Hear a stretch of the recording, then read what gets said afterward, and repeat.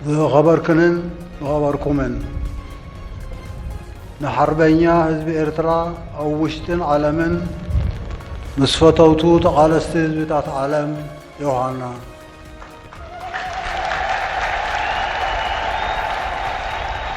ዛሬ ግንቦት 25 ቀን 2026 ዓመተ ምህረት ነው። ትላንት ግንቦት 24 ቀን በመላው ዓለም የሚገኙ ኤርትራውያን የሀገራቸውን 35ኛ ዓመት የነጻነት በዓልን አክብረዋል። በበዓሉ ላይ የኤርትራው ፕሬዝዳንት ኢሳያስ አፈወርቂ በትግርኛ ቋንቋ ባደረጉት ንግግር ከአሜሪካ እስከ ኢራን ከኢትዮጵያ እስከ ሱዳን ያልነኩት ሀገር የለም፣ ከነዳጅ እስከ ሐሽሽ ከኒውክሌር እስከ ወርቅ ከማድሮ እስከ ትራምፕ ያልተነሳ የሀገር መሪም የለም። የኤርትራው ፕሬዝዳንት የ23 ደቂቃ ንግግር በመቀለ ሴንትራል በእንዲህ መልኩ አዘጋጅተናል። አብራችሁን ቆዩ። ፕሬዝዳንቱ ስለ ሀገራቸው የውስጥ ሪፖርት ከመናገር ይልቅ ሰፊውን የሰዓት ድርሻ የሰጡት ለአሜሪካ ማክሮ ኢኮኖሚ ቀውስ፣ ለዶናልድ ትራምፕ የማጋ አስተምሮ፣ ለኢራን የኒውክሌር መብትና ለዋሽንግተን የ40 ትሪሊዮን ዶላር የውጭ ዕዳ ቁማር ነው።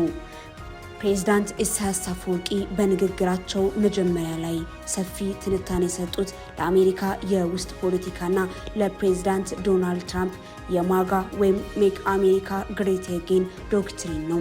ፕሬዝዳንቱ እንዳሉት አሜሪካ በቀዝቃዛው ጦርነት ማግስት የነበራትን የአንድ ዋልታ ዓለም ስርዓት የበላይነትን ለመጠበቅ ስትል የሀገር ውስጥ ኢንዱስትሪዎችን ዝቅተኛ ደሞዝና የሰው ኃይል ወጪ ወዳላቸው የውጭ ሀገራት የማዘዋወር ስልታዊ ስህተትን ሰርታለች።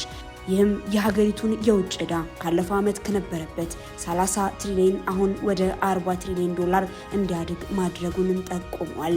የአንድ ሀገር መሪ የነጻነት ቀንን አስመልክቶ ለሕዝባቸው በሚያደርጉት ንግግር ላይ ስለሌላ ማክሮ ኢኮኖሚ ውድቀት በዚህ ደረጃም በዝርዝር መተንተናቸው ያልተለመደ ነገር ነው። በአሜሪካ የነጻነት ቀን ስለ ኤርትራ ፍጹም የኢኮኖሚ ውድቀት፣ የናቅፋን ዋጋ ማጣትና የወጣቶችን ስደት ተወርቶ አያውቅም አይወራምም። ራሷ ኤርትራ በወደቀ ኢኮኖሚ ባለችበት ወቅት፣ ወጣቶቿ ማብቂያ በሌለው ወታደራዊ አገልግሎት ውስጥ ባሉበት ወቅት ስለ ልዕለ ኃያሏ አሜሪካ የኢኮኖሚ ውድቀት ማውራት ተቃርኖ ብቻ አይደለም፣ ፕሮቶኮል አለማወቅም የራስን ህዝብ መናቅም እንጂ። ዓሚ ዝጠቀስክዎ ዘጋልብ ዝነበረ ዕዳ 30 ትሪሊዮን ዋሽንግተን ሎሚ ናብ 4 ትሪሊዮን ይዓርግ ምህላው ቀሊል ምስክር እዩ።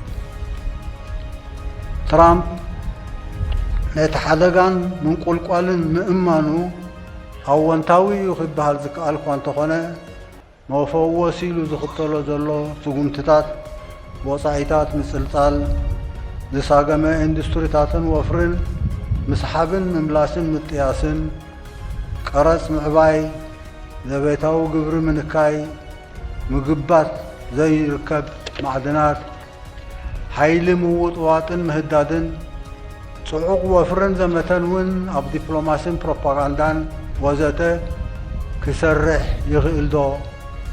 ኣበይ ምስመን? ፕሬዝዳንት ኢሳያስ በንግግራቸው ሌላው ዓለም አቀፍ ትኩረት የሳቡበት ነጥብ የኢራንን የኒውክሌር ፕሮግራም በግልጽ መደገፋቸው ነው። በዓለም ላይ በርካታ ሀገራት የኒውክሌር መሳሪያ ያላቸው፣ ማን ስልጣን ሰጥቷቸው ነው ኢራንን ብቻ የምትከለክለው ሲሉ ጠይቀዋል። አያይዞም ዋሽንግተን በፕሬዝዳንት ኒኮላስ ማዱሮና በቬንዙዌላ ላይ የምትወስደውን የአንድ ወገን ማዕቀብና እርምጃን ኮንነዋል። የሆርሙዝ ስትሬት ወይም ስትሬት ኦፍ ሆርሙዝ ውጥረት በቀይ ባህር አካባቢ ላይ ቀጥተኛ የደህንነት ስጋት መፍጠሩንም አምነዋል። ፕሬዝዳንት ኢሳያስ በአፍሪካ ቀንድ፣ በሶማሊያ፣ በኢትዮጵያ፣ በሱዳንና በደቡብ ሱዳን ስላሉት ቀውሶች ሲያብራሩ የችግሮቹ ዋና ምንጮች 4 ናቸው ብለዋል። 1. በዜጎች ላይ ያተኮረ ሀገር ግንባታ ከመፍጠር ይልቅ ማህበረሰቡን በጎሳ መዋቅርና በሃይማኖት መክፈል። 2. የሉዓላዊ ተቋማትን በማዳከም የጦር አበጋዞችን ማበረታታት። 3. የሙስናና የዘረፋ መስፋፋት። 4. የውጭ ጣልቃ ገብነትና ለውጭ ፍላጎት ማጎብደድ። ፕሬዝዳንቱ እነዚህ የውጭ ጣልቃ ገብነቶችና የገንዘብ ድጋፎችንም በአስቸኳይ እንዲቆሙ ጥሪ አቅርበዋል። ብድሆታት ህንፀት ሀገር ተባሂሉ ክጣለል ዝከኣል ቀዳማይ ቁልቁላዊ ምትፈናዋይ ቨርቲካል ፖላራይዜሽን ሕብረተሰባትን ዜጋታትን ክንዲ ናይ ዜግነት ሃገር ምህናፅ ብዝተፈላለየ እስማት ኤትኒክ እንዳ ሃይማኖት ወዘተ ሕብረተሰብ ብጽልዩ አተፋኒንካ ክሳብ ምቅትታል ምዕራቡ ይህ የፕሬዝዳንቱ ትንተና ፍጹም ድርብ መስፈርት ወይም ዳብል ስታንዳርድና የታሪክ ተቃርኖ የተሞላበት ነው። ፕሬዝዳንት ኢሳያስ በሌሎች ሀገራት የውጭ ጣልቃ ገብነትና የጦር አበጋዞች መፈልፈል ይቁም ሲሉ ራሷ ኤርትራ በሱዳን የእርስ በርስ ጦርነት ውስጥ የተለያዩ የጦር አበጋዞችን በማሰልጠን በሶማሊያ ድብቅ እጆችን በመዘርጋትና በትግራይ ጦርነት ወቅት በቀጥታ ሰራዊታቸውን አስገብተው የፈጸሙትን መጠነ ሰፊ ወንጀሎች ሙሉ በሙሉ የካዱበት ማብራሪያ ነው። ኢሳያስ በንግግራቸው ማጠቃለያ ላይ በተባበሩት መንግስታት ድርጅት 80ኛው ጠቅላላ ጉባኤ ላይ ኤርትራ ያቀረበችውን አዲስ ፍትሐዊ የዓለም ፍኖተ ካርታ ወይም ሮድማፕ ያነሱ ሲሆን የአፍሪካ ህብረትም ካልተሻሻለም ፋይዳውን እንደሚያጣ አስጠንቅቀዋል። በመጨረሻም ነፃነት፣ ሉዓላዊነትና የግዛት አንድነት ቀጣይነት ያለው ሂደት ነው በማለት ባለፉት 35 ዓመታት የሀገር አንድነትን ለማስጠበቅ የተከፈለው ተጨማሪ መስዋዕትነት የሀገር ግንባታ ወይም ኔሽን ቢልዲንግ ዋነኛ መለኪያ መሆኑን ተናግረዋል። ይህ ንግግር በግልጽ የሚያሳየው የሻዕቢያ መንግስት ኤርትራን ወደ መደበኛ ሰላማዊና የሲቪል አስተዳደር የመመለስ ህገ መንግስት የመተግበር ወይም ወጣቶችን ከማብቂያ የሌለው ወታደራዊ አገልግሎት ወይም ናሽናል ሰርቪስ የማውጣት ምንም አይነት እቅድ እንደሌለው ነው።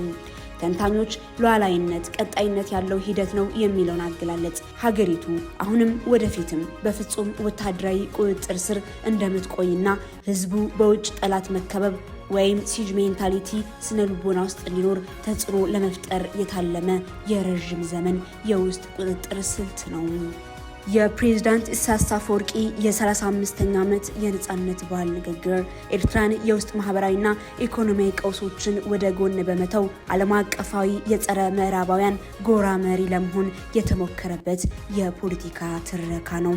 ንግግሩ በአፍሪካ ቀንድ ላይ ያለውን ስጋት የገለጸ ቢሆንም በተግባር ግን አስመራ አሁንም በቀጠናው በተለይም በኢትዮጵያና በትግራይ የውስጥ ፖለቲካዊ ክፍል ዙሪያ የምታካሄደውን ስውር የደህንነት የድብቅ ዲፕሎማሲና የስትራቴጂክ ቁማር አጠናክራ እንደምትቀጥል የሚያጠራጥር አይደለም።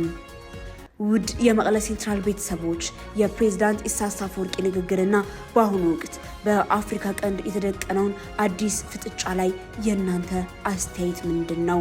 የሻዕቢያ መንግስት ስለ አሜሪካ ዕዳ ማውራቱና የኢራንን ኒውክሌር መደገፉ በቀጠናው ላይ ምን አይነት የፖለቲካ ለውጥ ይዞ ይመጣል? ሀሳባችሁን በኮሜንት መስጫው ላይ አጋሩን። ዝግጅቱን ላይክ እና ሼር ማድረጋችሁን እንዲሁም ለቻናላችን አዲስ ከሆናችሁ ሰብስክራይብ ማድረጋችሁን አትርሱ። ቸርን ሰንብት። ሰላም።